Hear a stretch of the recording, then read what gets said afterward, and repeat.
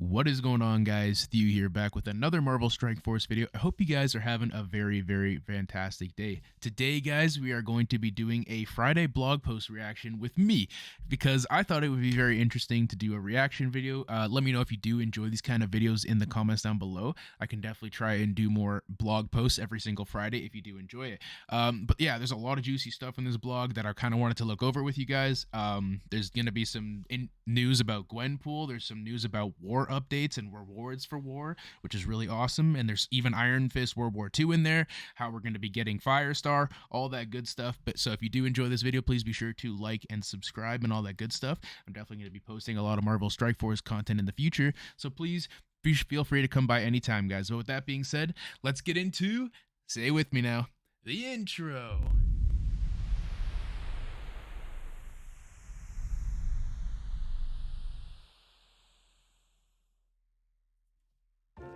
Alrighty, guys, welcome back to another Marvel Strike Force video. I hope you guys are doing very well. And as you can see in the picture of the blog post from what I just brought up, we have my girl Gwenpool. Yes, Gwenpool was datamined, I think, a couple weeks ago, maybe by Tana. I'm not sure, whoever saw it first, but this is very cool. Gwenpool is a cool character, and I'm excited for her. She's gonna be the final new warrior character, and I'm actually really excited when I actually read through the kit. I have spoiled myself a little bit, so it's not gonna be a full live reaction, but I still want to go over it with you guys and give you my opinions on everything. But let's just get straight into it, guys.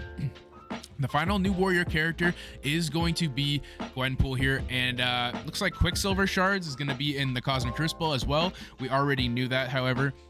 They said something about having 15 Quicksilver shards per season if you're in Gold 1, and then you'd get up to 100 if you're in Masters. So if you're in Platinum range, if you're like Platinum 3, or if you're Diamond like me, I'm Diamond 1, I assume that I'm going to be getting about 40 to 50 shards per season, maybe less. I don't know how much they're going to give us. I don't know how generous they're going to be. I'm going to say around at least 30 to 40. Let's go with the minimum there, 30 to 40 that we're going to get if you're in Diamond 1. If you're in Platinum, probably 20 to 30, but that's just my opinion.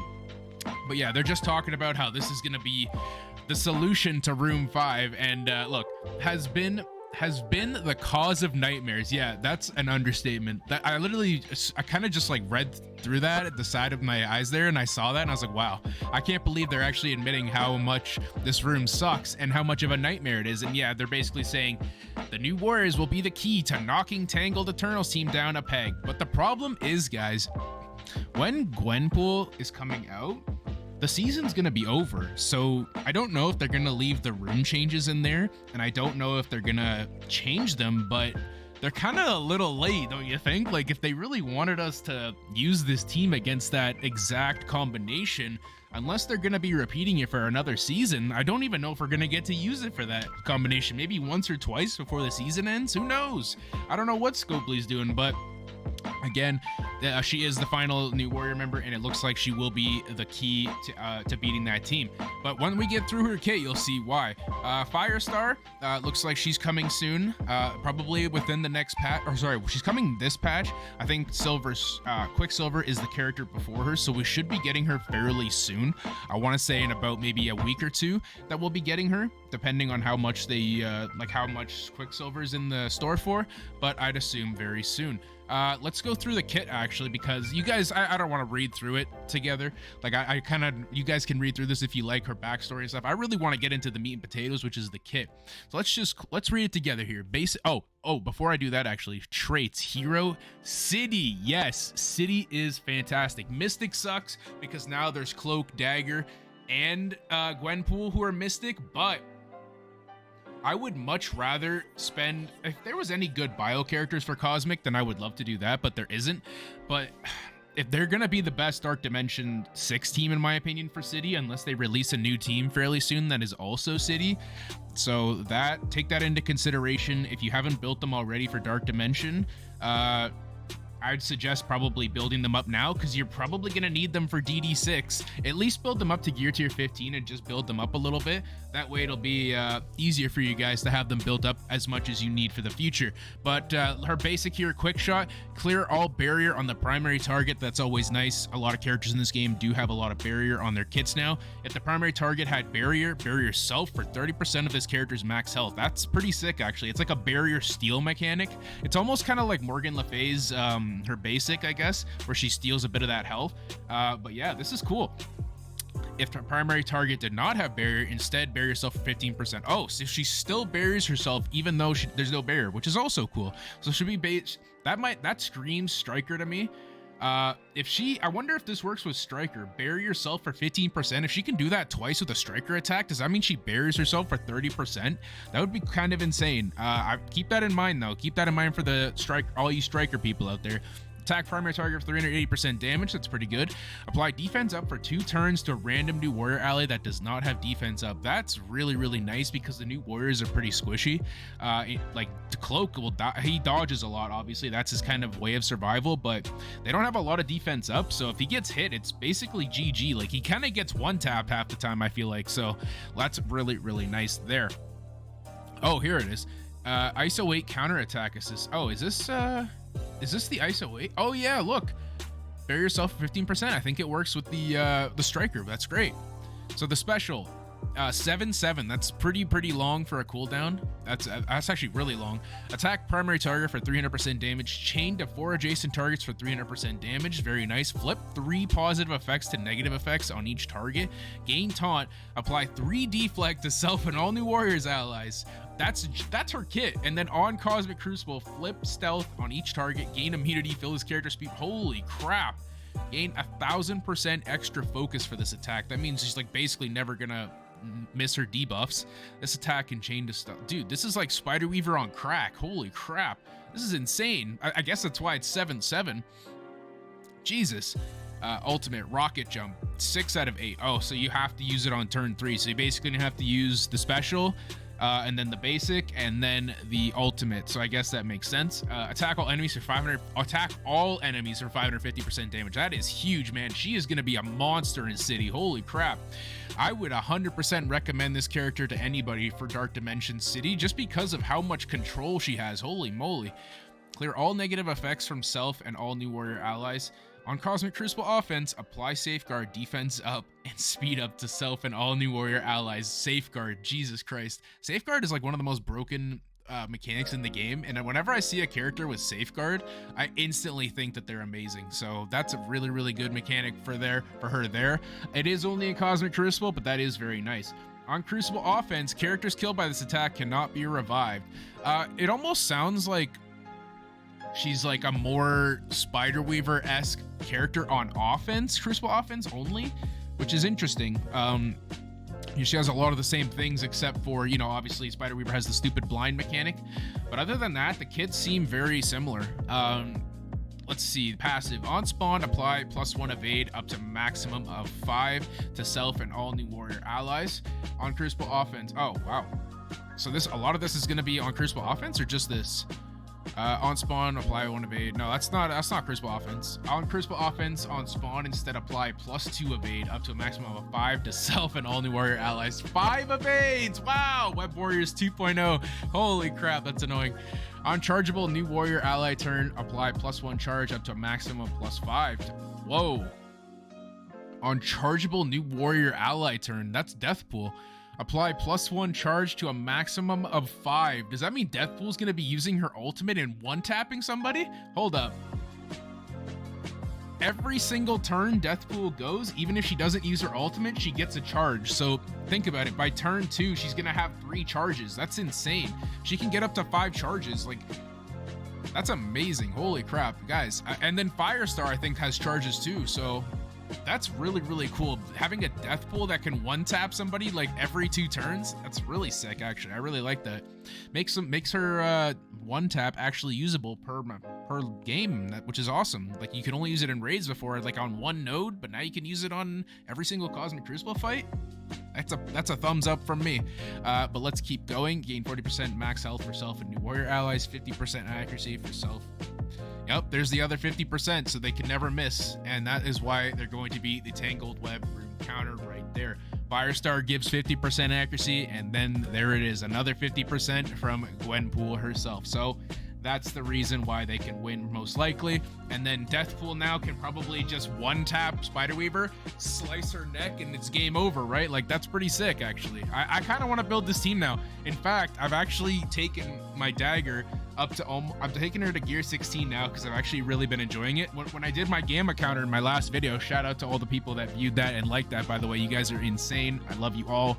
But yeah, when I was using it in the gamma counter, I felt like my dagger was a little bit weak, so now I'm building her up to level 85 gear tier 16. I'm not putting Teal gear on Cloak though, because he does take miasma, and miasma is a very, very scarce resource. Like Dormammu needs it, Dr. Doom needs it, I know another really important character, Deathpool, needs it. So, you know, save your miasma on Cloak. If you do have the extra and you have all the other ones built already to gear tier 16, then sure, build him up all the way. But I would highly recommend saving your miasma and do not build Cloak to gear tier 16. Take him to level 90 though, level 85, level 90, you can stop around there. But yeah, they're gonna be a lot of fun. Depends on how much you care about Cosmic Crucible. But that being said, let's just continue. Sorry, my apologies.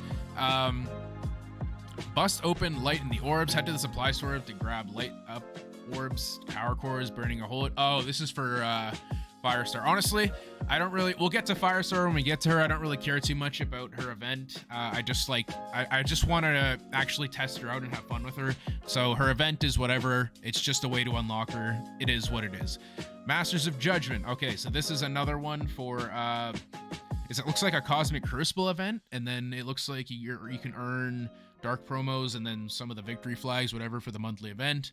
The origin gear, okay, doesn't look like a lot, to be honest. Looks like a bunch of random stuff that they threw on here. You get a couple dark promos, which is nice. This is about 15 red star orbs worth, give or take, depending on your RNG, so that's okay there. And then looks like it's just a couple Cosmic Crucible battles. Oh, winning, sorry. So you do have to win, and then if you win a battle with Masters of Evil, looks like you're going to be getting another 200 extra points there, so that's great.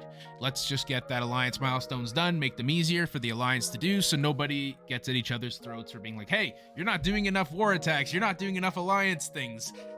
And then everybody gets mad, and then that's what happens. But that's just my opinion. Immortal Invader. Looks like this is the one for Iron Fist World War II. It's going to be the same as all the other ones that we've done.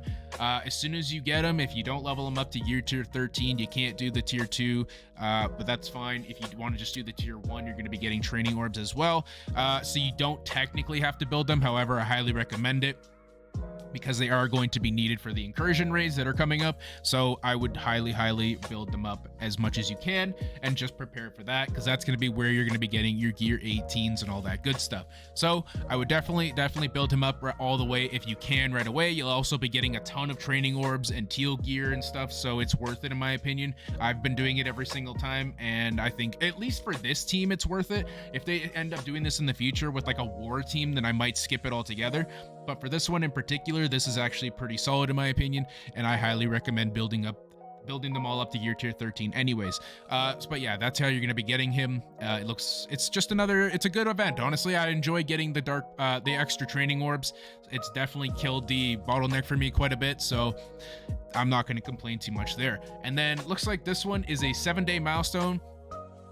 Dark promotion credits, 5 red star cloak, which is nice. Spend power cores. Oh dear, how many power cores do you need to spend? I'm sorry, okay, hold on. It's 1 point per core, 11,000. Oh no, 10,000 cores. For what? An elite 2,000 elite 6 credits. 250 dark promos, okay. Yeah, don't do that, guys. Just go and do it all the way up to, if you want the 5 red star cloak, I think that's worth it. Even these 10 Captain America World War II shards, in my opinion, aren't worth it. Just go for the 5 red star cloak and you'll be fine. That's about how many what is it, 2300 cores. I think that's still a lot of cores, but if you do really want that 5 red star cloak, I think that is actually worth it in my opinion. I would definitely spend a couple cores just if I could straight up buy a 5 red star cloak with 2000 cores, and if I didn't have a 5 red star cloak, I'd probably do it. So that's just my opinion. You can do whatever you'd like with your cores though. You can save them up for a different time, up to you. But that is another milestone there, basically a side milestone for spending your cores, but you know, do what you want with that. Web milestones, spend campaign energy. I don't really care about those. The rewards on the web milestones usually suck. New recruits, Cloak, Dagger, and Deathpool get the quick rumble spotlight. Okay, it's a quick rumble. Okay, you get your stuff. That's fine. Alliance War reward updates. Here we go, guys. This is the big one that I'm actually looking forward to a lot. Arriving with the upcoming season Alliance War on April 23rd will be a slew of updates to get even more rewards into your hands. Here's an overview of what's heading your way during the upcoming season of Alliance War. Teal War Orb. Thank God. This has been very much requested for years now, ever since Gear 16 came out. What is it, like been a year and a half since it came out, something like that? This has been asked for that long, and okay, maybe not since it came out, maybe like 6 months to a year, but still, finally it is coming, and it looks like will drop gear to 6. It doesn't look like it's dropping gear 17 pieces, which I honestly didn't expect anyways. They're probably going to make a second war orb for gear 17s in the future, so I would keep an eye out for that if you don't need any 16s. But who doesn't need 16s right now, except maybe like the super krakens? But I'm very excited for the teal gear war orb, and you guys should be too. If you've been hoarding a lot of it like I have because you just don't need the orange gear anymore, then this is fantastic, right? You're going to be able to open a bunch of them and get a good jump in your account for teal gear, but that's great. Let's continue. War store slots. This is also amazing. And if you want, honestly, if you're really looking for teal gear, then maybe start hoarding your war credits, because they're adding 3 slots of teal uniques, 2 slots of mixed gear, and 1 slot of catalyst, which is great because I actually need the Mystic gear right now because I'm building my Darkhold to gear tier 17, and the Mystic gear is very much a crunch for me right now. It's very difficult to get all the characters from gear tier 16 to 17, especially free to play. So any more teal gear for me, whether it be these catalysts or whatever, is a big plus in my book, and I'm very happy to see that. Then I'll be able to get my big boy Apocalypse. I know I'll be 1 step closer to getting him. And actually, speaking of that, level 5 ions right here. So that's a big deal because this is the first time that we'll ever be able to earn level 5 ions in a game mode. So they're basically saying, okay, now that everybody has their big boy Apocalypse, let's actually start giving the community a chance at getting a big boy Apocalypse sometime in the future, which to me is a good sign. I'm very happy to see that, and that gives me hope for Cosmic Crucible in the future as well, since Cosmic Crucible is the main source of level 4 ions. I highly, I intend that the tier 2 level 5 ions, I can't speak, are going to be the main source in Cosmic Crucible as well, so keep an eye out for that. That probably is coming in the future as well. And yeah, the other stuff is like, they're just basically saying all of the free stuff, the rest of the things that are in the game coming up. New strike pass, I don't really care about that, honestly. If you really need the shards for them, sure, you can take a look at the blog and see what character shards there are. The strike pass and the RTA pass to me are just whatever. I don't really care about them since I'm free to play anyway. I never really buy what's on there anyway, so it's just free stuff for me. And then free claim Friday, just 500 gold orb fragments and then some flags, which is okay, whatever, you need your monthly stuff.